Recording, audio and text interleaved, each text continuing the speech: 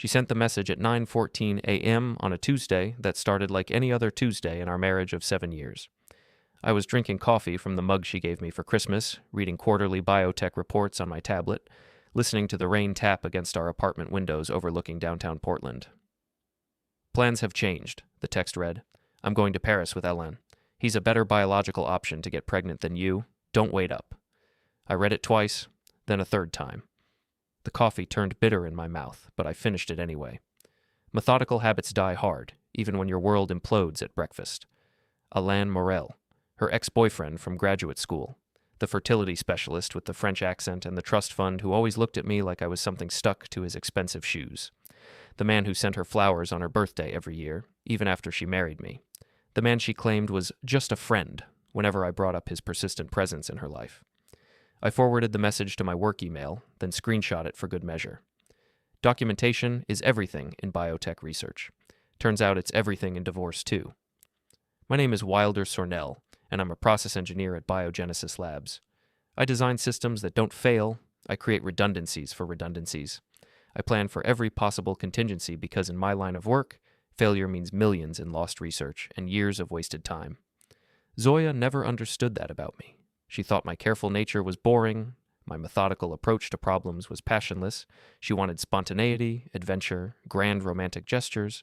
She wanted Paris with a fertility specialist who could give her the baby she'd been obsessing over for 2 years.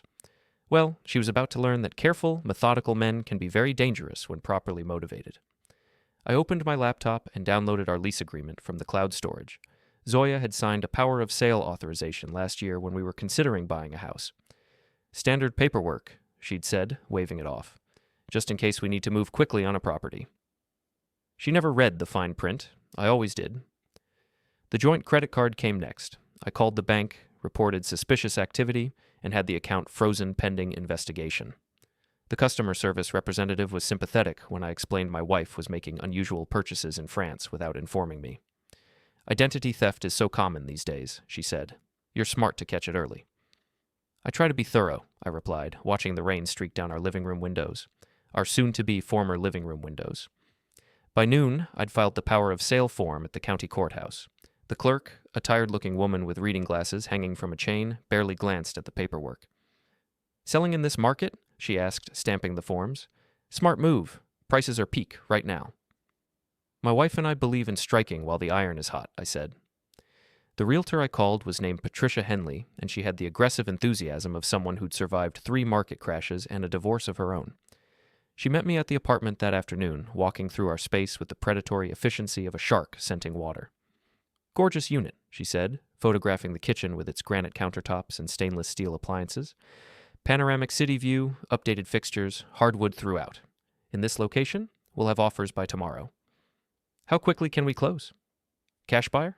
2 weeks, maybe less. You in a hurry?" I showed her Zoya's text message. Patricia's expression shifted from professional interest to personal investment. "Oh, honey," she said, "we're going to get you every penny this place is worth." By evening, the listing was live on every major real estate platform.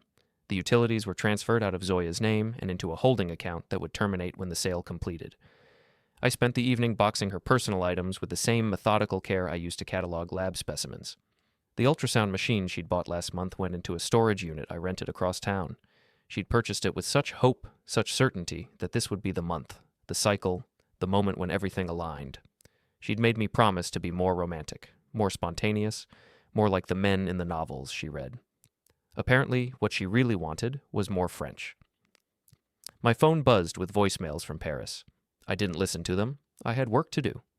The next morning, I redirected my payroll to a new account I'd opened at a different bank. BioGenesis had excellent benefits, including health insurance that covered dependents. I terminated that rider, citing a change in family status. The HR representative asked if everything was all right. "Just some life changes," I told her. "Nothing dramatic." The irony wasn't lost on me. Zoya had spent months complaining about my job, my hours, my dedication to research that she found boring. She wanted me to be more passionate, more exciting, more like Alain with his private practice and his expensive car, and his ability to sweep women off to Paris on a whim.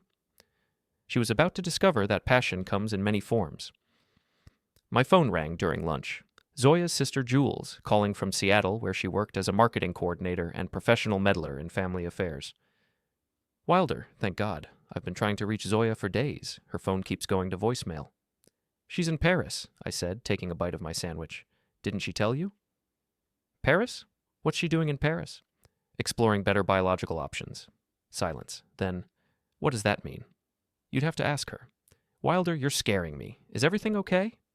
I considered the question. Was everything okay? My wife had abandoned our marriage for her ex-boyfriend. She'd humiliated me with a text message that read like a scientific hypothesis. She'd thrown away 7 years of partnership for a chance at motherhood with a man who'd already proven he wasn't interested in commitment. Everything's fine, Jules. Better than fine, actually. I don't understand. You will. I hung up and emailed Patricia Henley. 3 cash offers had come in overnight, all above asking price. I accepted the highest one and requested an accelerated closing. 72 hours, cash on delivery. You sure about this? Patricia asked when I called to confirm. This is fast, even for a motivated seller. I'm very sure. And your wife? She's on board? I looked at Zoya's text message, still open on my phone screen. She made her position clear. That evening, I received a call from Alain himself. His voice carried that smooth French accent that had always irritated me, but now it sounded strained, uncertain. Wilder, this is Alain Morel. I think we need to talk. Do we? About Zoya, about this situation. What situation is that, Alain? A pause. She told me you two were separated, that you'd agreed to divorce. Did she? If that's not true, then I need to know. I'm not interested in complications. I almost laughed. Not interested in complications. The man was sleeping with another man's wife in Paris, and he was worried about complications. There are no complications, Alain. Zoya made her choice very clear. I'm just responding appropriately.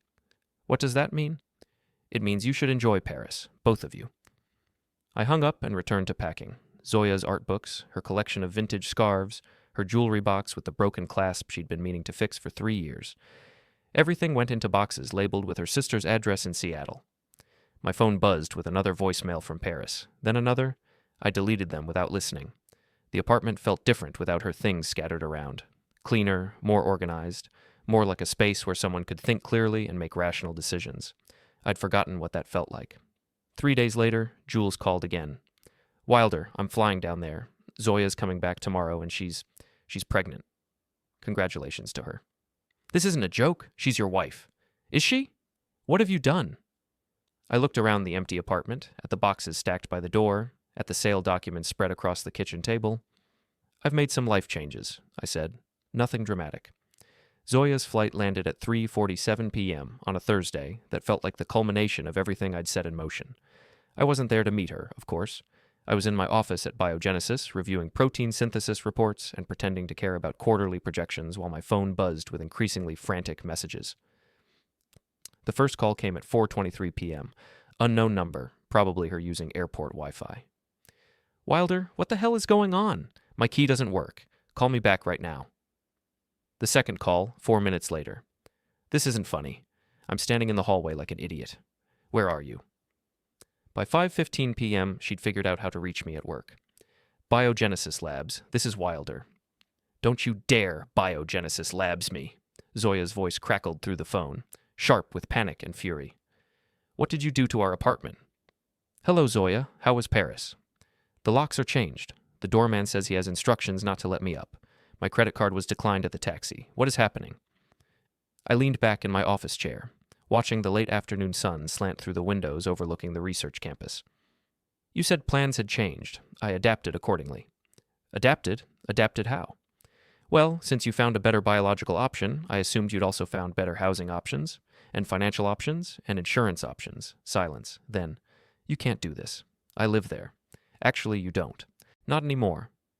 Wilder, I'm pregnant. Congratulations. I'm sure Alain is thrilled. It might be yours. I'd been expecting this. Zoya was many things, impulsive, dramatic, occasionally cruel, but she wasn't stupid. She'd realized the implications of her text message sometime between Paris and Portland, probably around the moment she discovered her credit card didn't work.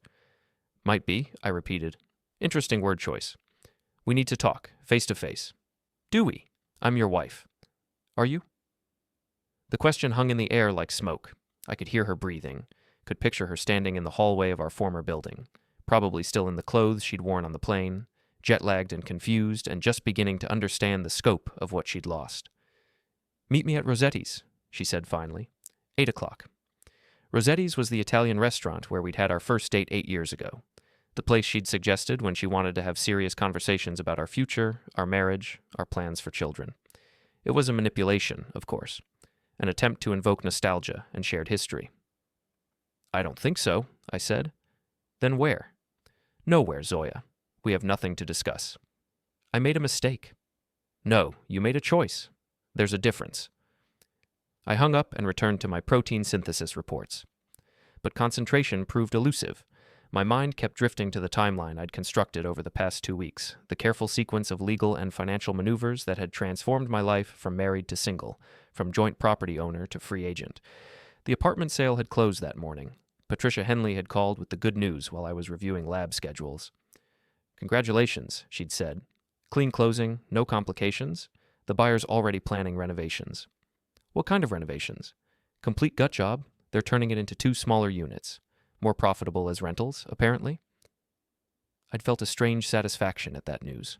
The space where Zoya and I had built our marriage, where we'd fought about children and money and my supposedly passionless nature, would be carved up and redistributed to strangers.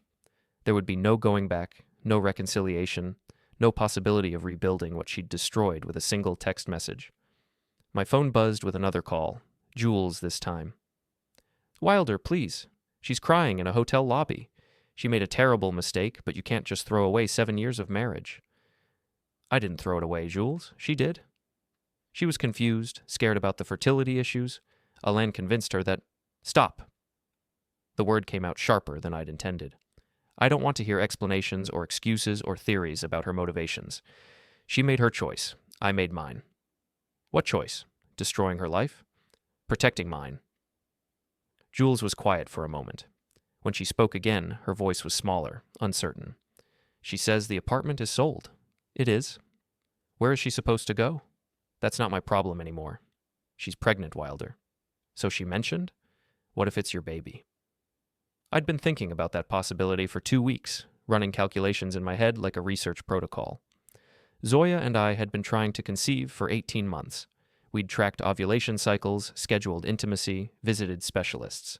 The process had become clinical, joyless, a source of tension that had slowly poisoned our relationship. But the timeline was clear. Zoya's last period had been 6 weeks ago. We'd had intercourse exactly twice during her fertile window, both times feeling more like medical procedures than expressions of love. Then she'd left for Paris with Alain, claiming she needed space to think about our future.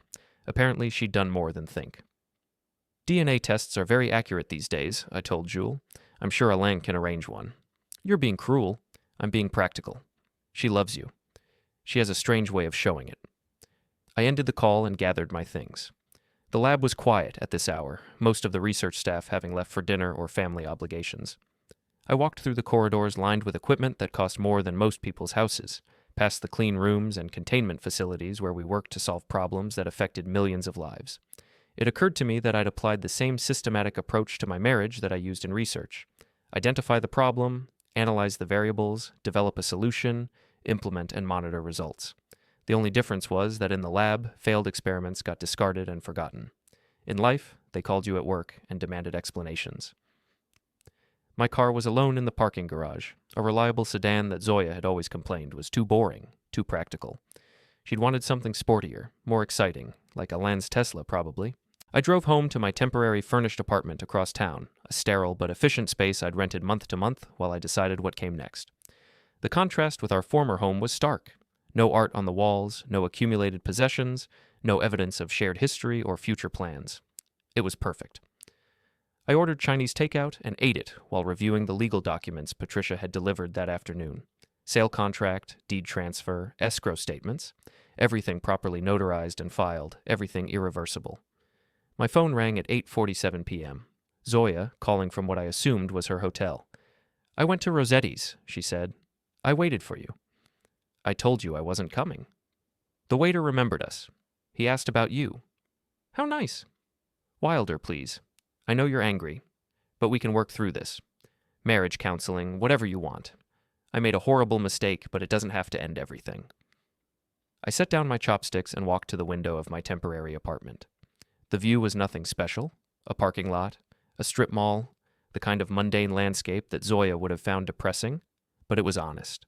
No pretense, no false promises, no illusions about being something it wasn't. It already ended, I said, 2 weeks ago at 9:14 a.m. That was just a text message. I was emotional, confused. It was a decision. Your decision. I take it back. You can't. Why not? I could have explained the legal implications, the financial consequences, the practical impossibility of undoing what I'd systematically dismantled. Instead, I said, because I don't want you to. The silence stretched between us like a chasm. When Zoya spoke again, her voice was different, smaller, more desperate. What about the baby? What about it? If it's yours, then you'll have something to remember me by. I hung up and turned off my phone. Outside, the parking lot was empty, except for my boring, practical sedan and a few other vehicles belonging to people who'd chosen function over form, substance over style. People like me. The next morning brought a lawyer's letter, hand-delivered to my office by a courier who looked like he'd rather be anywhere else.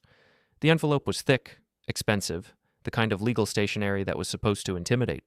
Inside, 3 pages of dense text claiming marital property rights, demanding restoration of housing and financial support, threatening legal action if I didn't immediately reverse my unilateral decisions.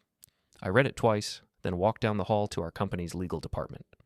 BioGenesis employed a team of attorneys who specialized in intellectual property and regulatory compliance, but they understood contract law well enough to review domestic disputes. Interesting situation, said Margaret Chen, our senior counsel, after I'd explained the circumstances. Your wife's attorney is claiming abandonment and demanding restoration of marital residence, but you have documentation of her stated intent to dissolve the marriage. The text message. Exactly. Plus the power of sale authorization she signed. This is pretty straightforward, actually. She can't claim marital property rights after explicitly abandoning the marriage for another man. What do I need to do? Margaret smiled, the expression of someone who enjoyed legal puzzles. Nothing complicated. Respond with your documentation, include evidence of the apartment sale, and file a counterclaim for divorce based on abandonment and adultery. How long will that take? In Oregon, 6 months minimum, but the property issues should be resolved much faster, especially with her text message as evidence. I spent my lunch break in Margaret's office, drafting a response that was thorough, documented, and devastating.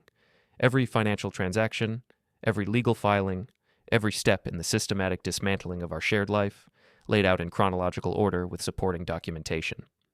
The final paragraph was my favorite. Respondent's claim of marital property rights is contradicted by her own written statement abandoning the marriage for another man. Petitioner acted in good faith to accommodate respondent's clearly expressed wishes for dissolution of the marital relationship. Margaret reviewed the draft and nodded approvingly. This should end the discussion pretty quickly. Good. You sure about this, Wilder? Divorce is permanent. If she's really pregnant with your child, then we'll deal with that separately, but the marriage is over. She hurt you pretty badly. I considered the observation. Hurt implied an emotional wound, something that would heal with time and care. But what Zoya had done felt more like a surgical procedure, clean, precise, designed to remove something that had become problematic. She clarified things, I said. I'm grateful for the clarity. That afternoon, I had the response hand-delivered to Zoya's attorney, along with copies of all supporting documentation. I also sent a copy to the hotel where she was staying, marked for her personal attention. My phone started ringing at 4:17 p.m. I let it go to voicemail. At 5:30, Jules called my office directly. What have you done now? She demanded, responded to a legal threat. She's hysterical, completely falling apart. She should have thought about that before Paris. Wilder, this is insane. You're destroying both your lives over one stupid mistake. I'm not destroying anything, Jules. I'm just refusing to pretend that text message didn't happen. People say things they don't mean when they're emotional. Do they? Because it seemed pretty specific to me. Better biological option. That's not something you say accidentally. Jules was quiet for a moment. When she spoke again, her voice was careful, controlled. What would it take? For you to consider reconciliation? Nothing. Nothing? There's nothing she could say or do that would change my mind. She made her choice. I've made mine.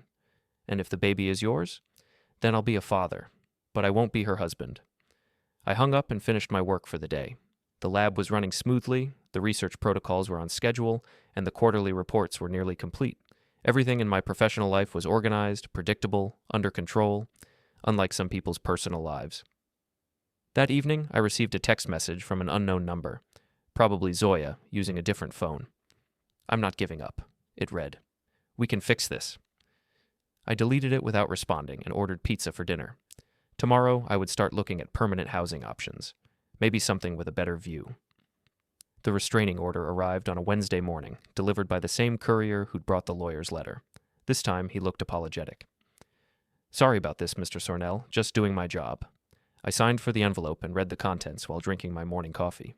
3 pages of legal text claiming harassment, intimidation, and emotional distress. Zoya was requesting a temporary restraining order to prevent me from contacting her, approaching her, or continuing the pattern of financial and emotional abuse. I called Margaret Chen immediately. "This is desperate," she said after I'd read her the filing, and probably fraudulent. "You haven't contacted her at all, have you?" "Not since she returned from Paris." "Then this is just a fishing expedition.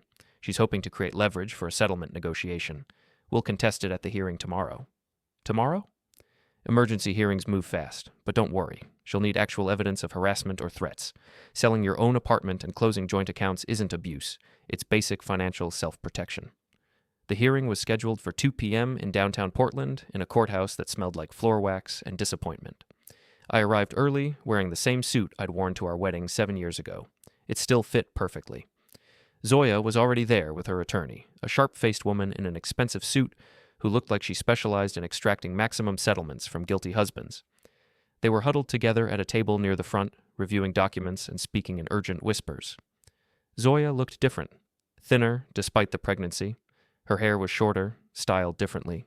She wore a conservative dress I'd never seen before, probably chosen to project an image of vulnerable respectability. She saw me enter, and her face went pale. She said something to her attorney, who turned to look at me with undisguised hostility. Margaret arrived 5 minutes later, carrying a briefcase that looked like it could stop bullets.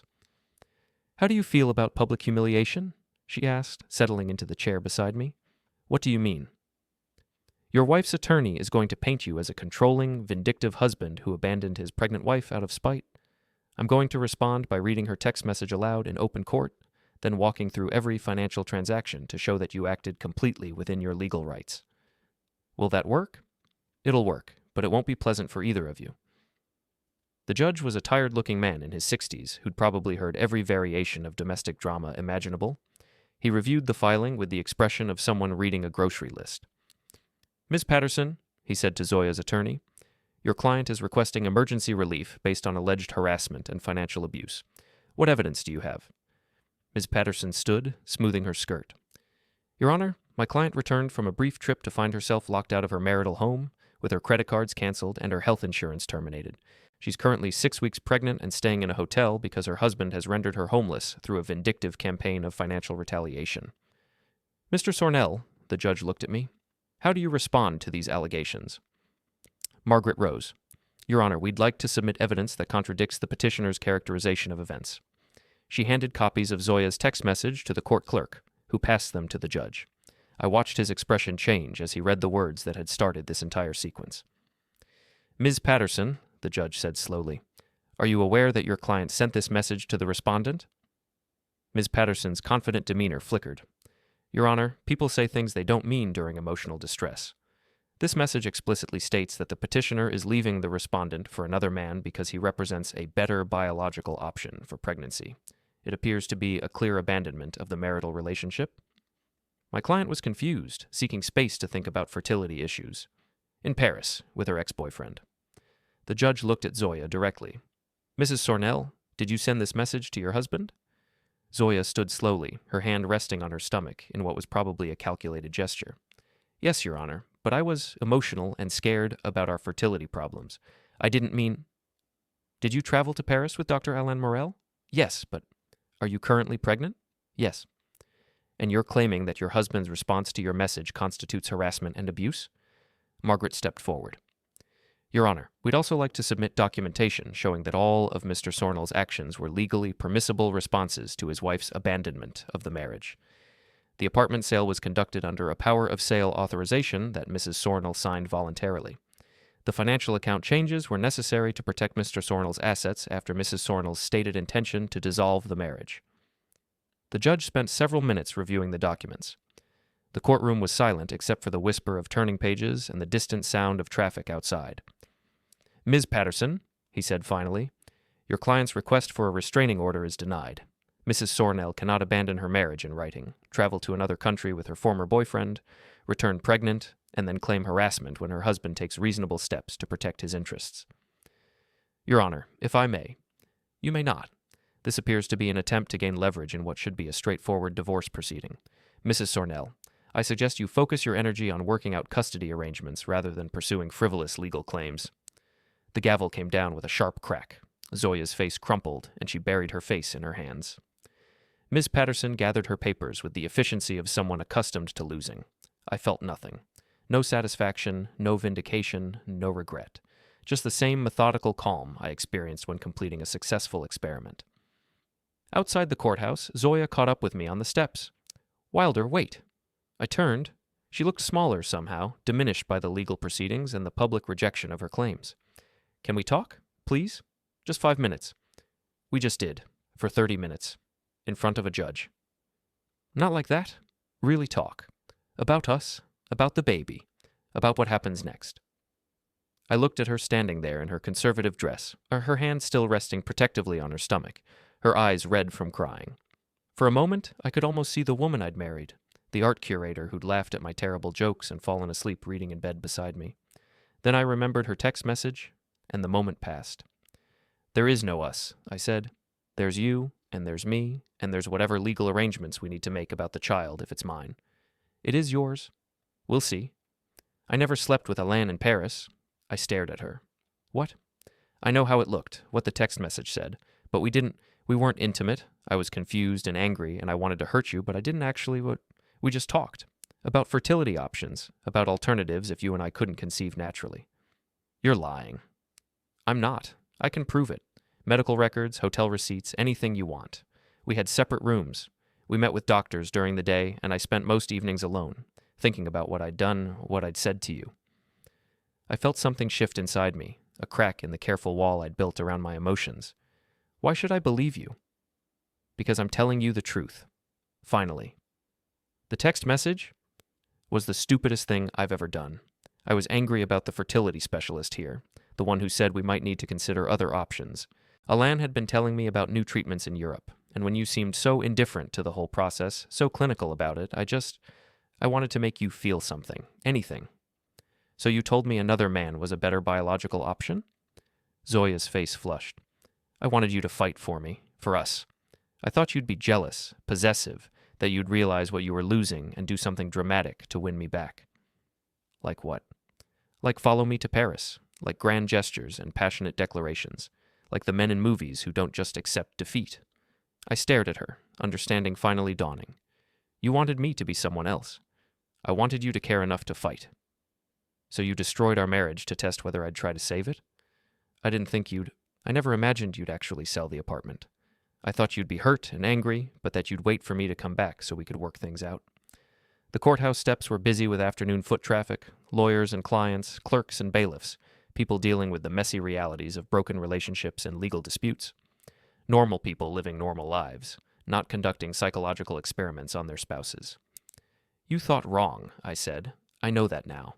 But Wilder, if I'm telling the truth about Paris, if the baby really is yours, can't we try to fix this?"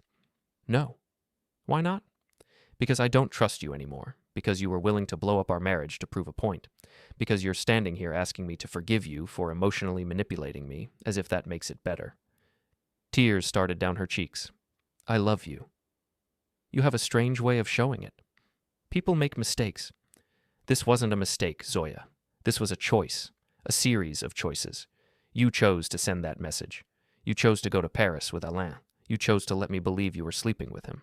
You chose to try to hurt me as badly as possible. And you chose to destroy everything we built together. I chose to protect myself from someone who'd proven she was willing to destroy it herself." Margaret appeared at my elbow. "Wilder, we should go. The parking meter's about to expire." I looked at Zoya one more time. She was crying openly now, her careful makeup ruined, Her conservative dress wrinkled from the stress of the hearing. "If the baby is mine," I said, "we'll work out custody arrangements. But we're done, Zoya. Completely done." I walked away without looking back. Behind me, I could hear her crying, but I didn't turn around. Some experiments, once concluded, shouldn't be repeated. That evening, I received a call from Jules. "She told me what really happened in Paris," she said without preamble. "Did she? If she's telling the truth, if she really didn't sleep with him, doesn't that change anything?" "No." "Why not?" "Because the damage was already done. She wanted to hurt me badly enough to make me believe she was cheating. She succeeded. But if she wasn't actually cheating, then she was just emotionally abusive instead of adulterous. That's not an improvement, Jules. She's devastated. She should be. She gambled our marriage on a psychological experiment and lost. The baby is yours, Wilder. I'm sure of it. DNA tests will tell us for certain.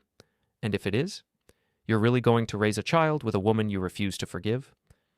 I thought about that question for a long time after Jules hung up. The idea of shared custody, of coordinating schedules and attending school events with someone who'd proven capable of such calculated cruelty, was exhausting. But the alternative, pretending her text message hadn't happened, rebuilding trust with someone who'd systematically destroyed it, was impossible. Some reactions, once triggered, couldn't be reversed. Some processes, once initiated, had to run to completion. I'd learned that in the lab. Apparently it applied to life as well.